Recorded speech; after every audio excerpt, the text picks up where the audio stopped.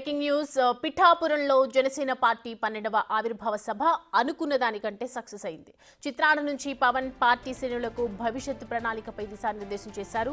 మొదట 11 ఏళ్ల జనసేన ప్రస్థానం గురించి వివరించి పార్టీని ఎలా నిలబెట్టారో వివరించారు. చాలా మంది అవహేళన చేశారని, కానీ అన్ని ఓర్చుకొని దేశం జనసేన వైపు చూసేలా చేశామన్నారు. అసెంబ్లీ గేటు కూడా తాకనీయమని సెటైర్లు వేసిన వారు తలదించుకునేలా చేశామని చెప్పారు పవన్.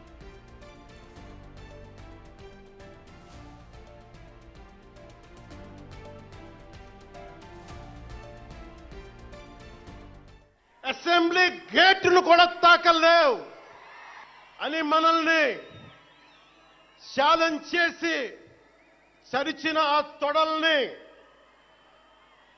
బద్దలు కొట్టాం. ఏం చేశాం? బద్దలు కొట్టాం.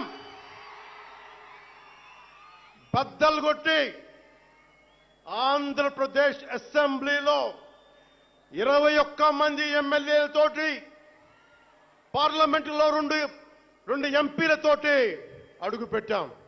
దేశమంతా తల తిప్పి తిరిగి చూసేలా 100% స్ట్రైక్ రేట్తో ఘన విజయం సాధించాం. ఎన్డీఏ కూటమి ప్రభుత్వాన్ని నిలబెట్టాం. ఈ రోజు జయకేతనం ఎగరేస్తున్నాం. అయితే ఇది తొలి అడుగు మాత్రమేనని చెప్పారు. మరిన్ని విజయాలు సాధించి రాష్ట్రాన్ని ముందుకు తీసుకెళ్లాలని అన్నారు. ఏపీకి మాత్రమే పరిమితం కాకుండా తెలంగాణలో కూడా సత్తా ఉన్న నాయకులను తయారు చేయాల్సి ఉందని టార్గెట్ పెట్టుకున్నారు పవన్. రాజకీయాల్లో నిలదొక్కుకోవాలంటే నేర చరిత్ర, రాజకీయ వారసత్వం అవసరం లేదని చెబుతూ పరోక్షంగా జగన్ను టార్గెట్ చేశారు పవన్. అదే సమయంలో బలమైన సిద్ధాంతాలతో నిలబడి దేశానికి జనసేన గొప్ప నాయకులను అందిస్తుందన్నారు ఆయన. పోనీ పార్టీ పెట్టాలి అంటే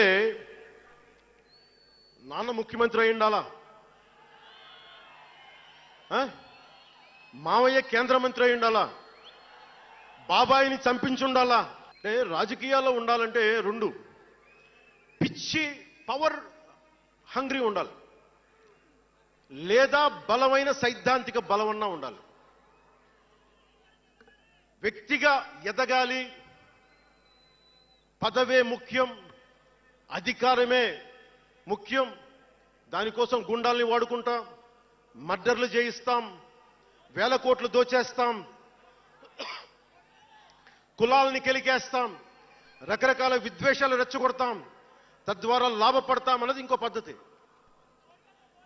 నేను అది కోడికత్తిని వాడుకుంటాం,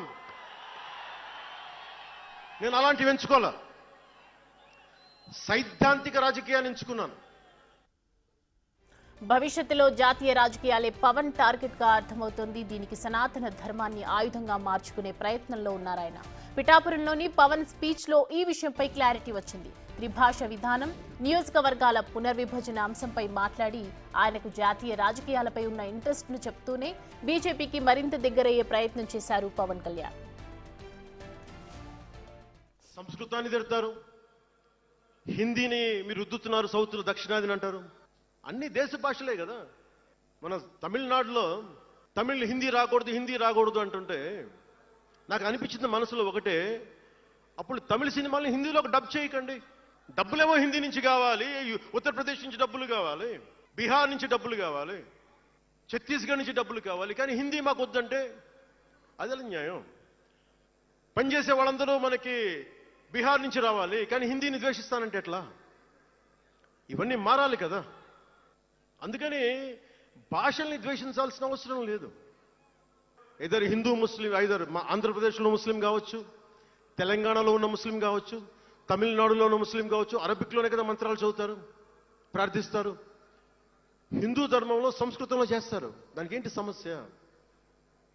తమిళంలో చదవాలా, తెలుగులో చదవాలా, కన్నడంలో చదవాలా?